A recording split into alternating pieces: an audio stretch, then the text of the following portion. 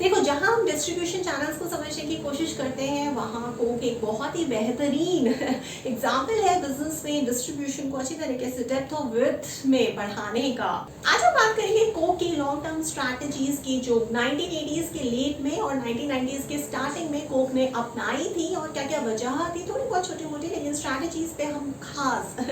तवज्जो देंगे समझने के लिए कि इस तरीके की भी लॉन्ग टर्म यानी कि बहुत सालों तक चलने वाली स्ट्रैटेजीज को जैसे कोक ने लगाई थी उस समय आप भी इस्तेमाल कर सकते हो अपने बिजनेस में। जी हाँ, क्योंकि सारी स्ट्रैटेजी से हमें कुछ ना कुछ तो सीखने को मिलता ही है। अब वो क्या था, 80 के लास्ट के कुछ सालों में और 90 के कुछ स्टार्टिंग के सालों में बहुत कुछ इकोनॉमिक, अगर आप डाउनफॉल की बात करो, वो सब चल रहा था। बहुत ही जद्दोजहद चल रही थी। पेप्सी आ चुका था, पेप्सी कोक को बहुत टफ फाइट दे रहा था। जहाँ जहाँ कोक पिछड़ता जा रहा था वहाँ वहाँ पेप्सी जो है वो उस अपॉर्चुनिटी को ग्रैब करके कोक से आगे बढ़ता जा रहा था। तो यानी कि एक ऐसा कंपेटिटर अब कोक के सामने आके खड़ा हो गया था हेड ऑन, जो हर एक अपॉर्चुनिटी अगर कोक इस्तेमाल नहीं करेगा, अगर उससे कहीं पे भी कुछ मिस या क्या हो गया तो वहाँ पेप्सी बैठा है, वो आके इस्तेमाल करके और चला भी जाएगा। अब बात ये हो रही थी कि उसी समय के दौरान कोक ने एक नया कोक लॉन्च किया था जो नाम से तो ठीक है न्यू कोक के बिक रहा था, लेकिन जो उसका टेस्ट था, यानी कि कोक ने एक ऐसा न्यू कोक की बॉटल लॉन्च कर दी जिसमें जो टेस्ट है वो अब बहुत ज्यादा मीठा हो गया। कस्टमर्स को इतना पसंद नहीं आया और वो किस वजह से उन्होंने ये जो प्रोडक्ट है न्यू कोक, जिसका जो टेस्ट था वो काफी ज्यादा स्वीट था, काफी मीठा था, वो किस बेसिस पे उन्होंने लॉन्च किया। उन्होंने जब कस्टमर रिसर्च किया, जो मार्केटिंग रिसर्च के नाम से हम जानते हैं हमारे बिजनेस में, हम एक MBA में पेपर पढ़ते हैं, वो जो रिसर्च की कोक ने उस रिसर्च में बहुत सारी कमियां थी, गैप्स थे। जो मार्केटिंग रिसर्च करने वाले स्पेशलिस्ट थे, यानी कि जिन्होंने मार्केटिंग ठीक से नहीं पढ़ी थी, वो सारे के सारे मैनेजर्स, वो स्टूडेंट्स जो उस रिसर्च में इन्वॉल्व थे, उन्होंने जो है वो सर्वे क्वेश्चन है उसको इस तरीके से नहीं अच्छी तरीके से बनाया कि उन क्वेश्चन है से डीप में, डेप्थ में वो सारे के सारे सवाल पूछे जाए कंज्यूमर से जो इस नए कोक को, उसके टेस्ट को टेस्ट कर रहे हैं और अपने रिव्यूज दे रहे हैं, अपने फीडबैक दे रहे हैं। सिर्फ और सिर्फ उनसे ऊपर ही एक सवाल पूछा गया इस क्वेश्चन है में कि do you like this new Coke. देखो, इस सुपरफिशियल और इस सिर्फ एक सवाल से बात नहीं बनती है। आपको पूरा का पूरा उसका टेस्ट, उसकी बॉटल, उसकी स्टाइलिंग, उसका फ्लेवर, उसकी स्मेल, उसका काला, हर कुछ बहुत कुछ समझना होता है कि अगर आपको इस नए कोक का टेस्ट पसंद नहीं आ रहा है तो ये क्या ज्यादा साफ साइड पे है या थोड़ा ज़्यादा खट्टा है या थोड़ा ज़्यादा मीठा है। अगर ज़्यादा मीठा है तो कितना कम मीठा होना चाहिए था जब आपको सही लगता। इसकी बॉटल में या इसकी स्टाइलिंग में या इसके प्राइस में कुछ आपको ऊपर नीचे लग रहा है, या फिर ये पहले कोक के मुकाबले कितना ज़्यादा बेहतर या कम लग रहा है। क्या आप लोग एक एरेटेड ड्रिंक में जिसमें गैस भरी हुई होती है उसमें एक ऐसा ड्रिंक प्रेफर करेंगे जो ज़्यादा मीठा हो या फिर जो ज़्यादा खट्टे की तरफ हो या फिर न्यूट्रल टेस्ट में हो। ये सारे क्वेश्चंस तो थे ही नहीं, सिर्फ और सिर्फ एक ही सवाल था, एक मात्र सुपरफिशियल, इससे ज्यादा कुछ कंज्यूमर रिसर्च के क्वेश्चन है जो सर्विस के एनालिसिस में कोक समझ ही नहीं पाया। अपने नए कोक की बॉटल को लॉन्च करने से पहले जिसका जो टेस्ट था वो बहुत ज्यादा मीठा था, इसी वजह से जो उनका न्यू कोक था वो एकदम फ्लॉप शो हो गया और इसी पे आ गया पेप्सी ने बाजी मार ली। पेप्सी और ज्यादा मार्केट्स को कैप्चर करके निकल गया। दूसरी गलती जो कोक ने कर दी वो ये कर दी कि जो 5 रुपए की नई बॉटल कोक ने सोचा लॉन्च करते हैं हम, ठीक है, हम इसे रूरल मार्केट के लिए रखेंगे भारत में, लेकिन एक्चुअली जो कोक की 5 रुपए की बॉटल थी वो रूरल मार्केट में लॉन्च हुई नहीं, वो नेशनल लेवल पे कोक ने भारत में लॉन्च कर दी। अब उससे क्या हुआ, देखो, सबसे पहले तो अगर आपने किसी स्पेसिफिक रीजन के लिए कोई प्रोडक्ट रखा है, 5 रुपए की बोतल अगर आपने रूरल या विलेज या गाँव के लोगों के लिए रखी थी कि भारत में हम वहाँ बेचेंगे, आपने पहले तो डिसाइड ही गलत एडवर्टाइजिंग भी किया, आपने रॉन्ग मार्केट चूज कर लिया। उसके बावजूद आपने सोचा कि आप रूरल मार्केट में, गांव में, ऐसे इलाकों में उसको बेचोगे जाके, 5 रुपए है, बहुत सस्ता है, गांव वाले पी लेंगे, वो भी भारत में। देखो, यहाँ पहले आप तो यही नहीं समझ पाए रॉन्ग स्ट्रैटेजी कैसे हो गई। जैसे अफ्रीका में ट्रक ड्राइवर्स या जो ड्राइवर्स होते हैं वो नॉर्मली कोक पीते हैं, लेकिन भारत में ये फ्लॉप हो गया। क्यों? क्योंकि पहली बात, 2 तरीके से ये स्ट्रैटेजी बिल्कुल बेकार से, तो ये पहली, वहां गांव वालों ने इसको रिजेक्ट कर दिया, उन्होंने कहा हमें तो भाई पानी दे दो, वो हमें ज्यादा सूट करता है एज कंपेयर टू कोक, भले वो 5 रुपए की क्यों नहीं है। दूसरा, जब आपने ये सोचा सोचा कि आप गांव में इसे लॉन्च करोगे, भारत में सोच के आप ये बैठे थे, एडवर्टाइजिंग आपके उस हिसाब से बन रही थी, लेकिन एक्चुअली जब लॉन्च करने की बारी आई आपने उसे नेशनल लेवल पे लॉन्च कर दिया। ये दूसरी तीसरी गलती में आप कह सकते हो जो कोक ने 1980 के आखिर में और 90 के शुरुआत में बहुत सारी ऐसी गड़बड़ियां कर रहा था कोक, जिसका फायदा एक्चुअली पेप्सी अपने आप को ग्रो करने में और अपना मार्केट शेयर बढ़ाने में इस्तेमाल कर रहा था। अब बात यहाँ पे सीखने वाली ये है कि इस तरीके की गलतियां, ये जो सारी गलतियां कोक ने की, आपको इस तरीके की गलतियां अपने बिजनेस में अपने प्रोडक्ट को लॉन्च करते हुए नहीं करनी। आपको कंज्यूमर रिसर्च बहुत अच्छी तरीके से बारीकी से करनी है, यानी कि जो आपके रिसर्च बनाने वाले, यानी कि आपके क्वेश्चनर और सर्वेज बनाने वाले जो मार्केटर रिसर्च के लोग हैं वो बहुत ज्यादा अच्छे एक्सपर्ट्स होने चाहिए। बहुत सारी गलतियां तो की कोक ने, लेकिन फाइनली जब कोक उभर के आया सिर्फ और सिर्फ क्योंकि उसके जो मैनेजर्स थे वो बहुत ज्यादा इनोवेटिव थे। कोक के जो मैनेजर्स और सीईओज थे वो अलग अलग लेवल पे जब उनके बारे में कोई क्रिटिक्स आता था, बिजनेस एक्सपर्ट्स आते थे, उनके बारे में राय देते थे, वो कहते थे कि कोक और पेप्सी कुछ ऐसी कंपनियों में, गिनी चुनी कंपनियों में आती हैं जिनके मैनेजर्स और सीईओज जो है वो बहुत अलग तरीके से सोचते हैं, बहुत ज्यादा अडेप्टेबल है, बहुत ज्यादा फ्लेक्सिबल है, और जहां उनको अपॉर्चुनिटी मिलती है वो फटाक से ग्रैब करके आगे बढ़ जाते हैं, क्योंकि इसी वजह से उनका डिस्ट्रीब्यूशन बहुत ज्यादा डीप है। दोनों ही कंपनियों का हर जगह फैला हुआ है, हर जगह हर शॉप पे आपको कोक और पेप्सी की बॉटल मिल जाएंगी, और इसी वजह से जो कोक और पेप्सी है, जब भी हम किसी डिस्ट्रीब्यूशन को बढ़ाने की बात करते हैं इन कंपनीज का नाम जरूर आता है। कोक का तो आता ही आता है। अब बात ये हुई कि कोक के बहुत सारे मैनेजर्स और सीईओज जो थे बहुत एक्स्ट्रा हाई लेवल पे सोचते थे, उनकी जो स्ट्रैटेजिक थिंकिंग की पावर थी वो बहुत ज़्यादा थी, वो बहुत जल्दी चेंज भी हो जाते थे सिचुएशन के हिसाब से, और इसी वजह से उन्होंने लॉन्ग टर्म स्ट्रैटेजीज के नाम में बहुत सारी स्ट्रैटेजीज इस्तेमाल करनी शुरू कर दी कोक को बढ़ाने के लिए पेप्सी के मुकाबले। अब उन स्ट्रैटेजीज में कोक ने क्या क्या इस्तेमाल किया? पहली लॉन्ग टर्म स्ट्रैटेजी जो कोक ने इस्तेमाल की पेप्सी को मात देने के लिए वो ये थी कि उन्होंने अपने इन हाउस रेस्टोरेंट शुरू कर दिए। दूसरा, बर्गर किंग और मैकडी पे सिर्फ और सिर्फ अब कोक ही बिकेगा। भले पेप्सी बिकता था उन पे पहले, लेकिन अब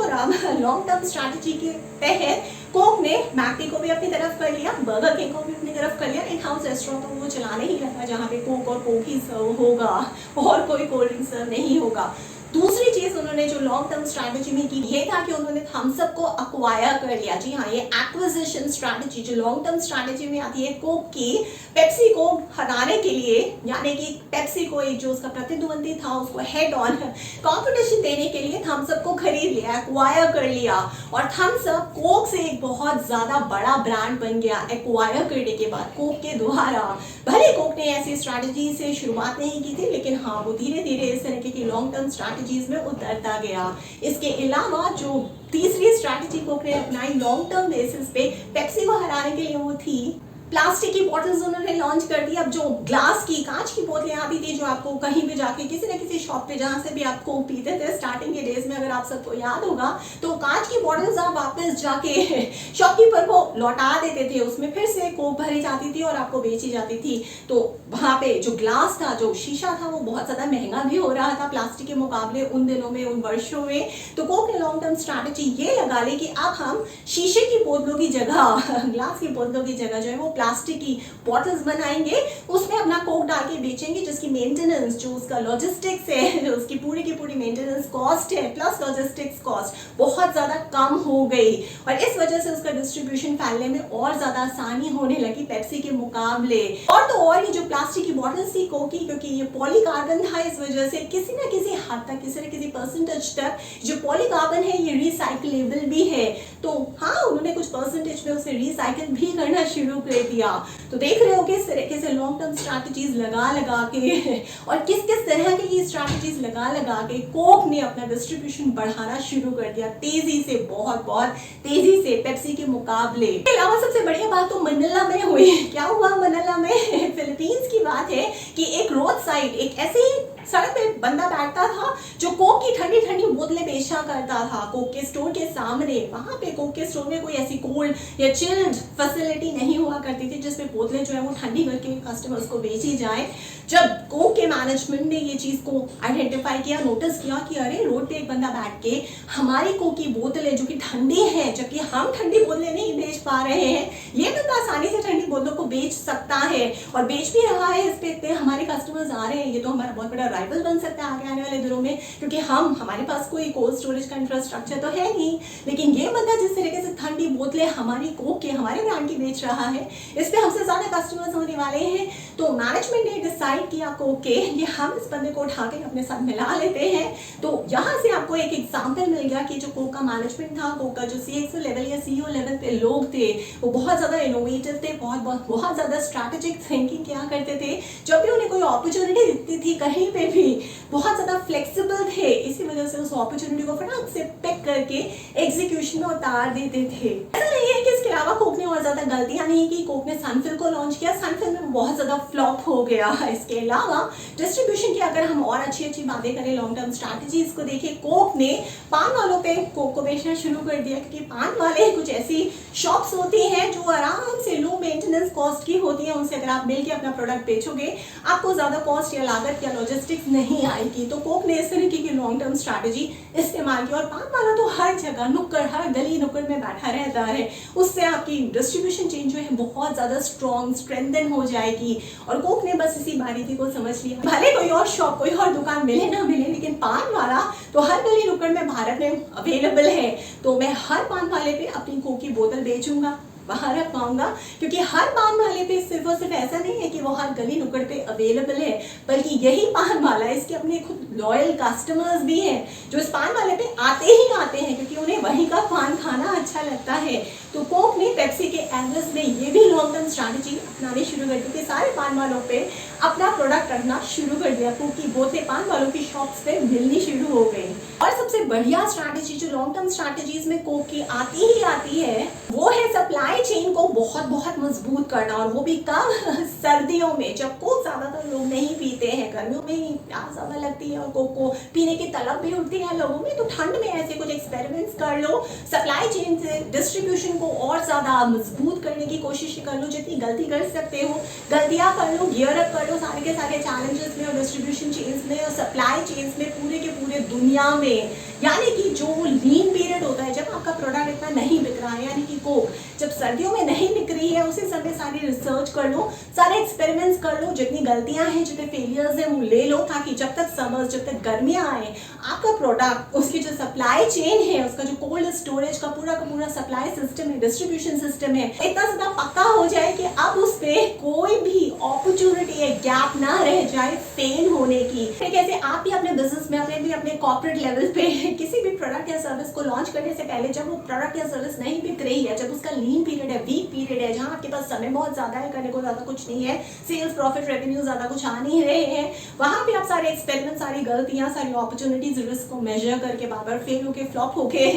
अपने आप को कामयाब बना सकते हैं, स्ट्रेंथन कर सकते हैं। सारा एक्सपेरिमेंटेशन उसी लीन पीरियड में कर सकते हैं जब आपकी सेल्स बहुत कम है, ताकि जब उसका सच में सीजन आए आपके प्रोडक्ट या सर्विस के बिकने का, तब तक आप एकदम अच्छी तरीके से तैयार हो, जैसे कोक करता था। कोक एक ऐसी कंपनी है जो डिस्ट्रीब्यूशन के नाम में बहुत ज्यादा फेमस है, कि कोक जहां पे भी डेप्थ की बात आ रही है डिस्ट्रीब्यूशन में या विड्थ की बात आ रही है, तो हम कोक से जो है बहुत सारे सबक सीख सकते हैं कि किस तरीके से हमें अपनी डिस्ट्रीब्यूशन की डेप्थ बढ़ानी है, नए मार्केट्स में एंटर होना है, रिपोजिशन करना है, बहुत विग्रस प्रमोशन करना है, प्रमोशन पे प्रमोशन बैक टू बैक करना है। ये सारा का सारा जो है वो डिस्ट्रीब्यूशन की डेप्थ को दिखाता है और बढ़ाता है। इस तरीके की लॉन्ग टर्म स्ट्रैटेजी कोक ने अपनाई अपने प्रतिद्वंदी पेप्सी को पिछाड़ने के लिए। और विड्थ कैसे कोक ने बढ़ाई अपने डिस्ट्रीब्यूशन की, उसने नए आउटलेट्स फटाफट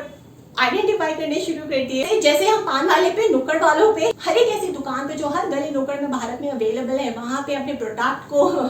बेच सकते हैं, ताकि हर उस इंसान तक जो कोक पीना चाहता है उसके पास कोक पहुंच जाए और वो पी सके। जो भी जितने भी बिजनेस स्ट्रैटेजिस्ट हैं जो आज इस वीडियो को देख रहे हैं, इस तरह की बहुत सारी स्ट्रैटेजीज लॉन्ग टर्म बेसिस पे इस्तेमाल कर सकते हो, जैसे कोक ने की अपने प्रतिद्वंदी पेप्सी को पिछाड़ने के लिए, और हमेशा अपनी इंडस्ट्री में टॉप प्लेयर बना रहा। इसके अलावा भी अगर आपके कोई डाउट्स हैं, अगर आप चाहते हो कि मैं आपको किसी टॉपिक पे मेंटोर करूं, गाइड करूं, कोच करूं, काउंसिल करूं या ट्रेन करूं, तो आप मुझे उस टॉपिक को व्हाट्सएप कर सकते हो। मेरा फोन नंबर है 9311659252। और अगर आप कोई सेटअप हो, कोई गवर्नमेंट ऑर्गेनाइजेशन हो, कोई प्राइवेट फर्म, ग्लोबल फर्म हो या कोई एनजीओ, स्कूल, कॉलेज, यूनिवर्सिटी हो, अगर आप चाहते हो कि ऑनलाइन मोड के जरिए मैं आप तक आऊँ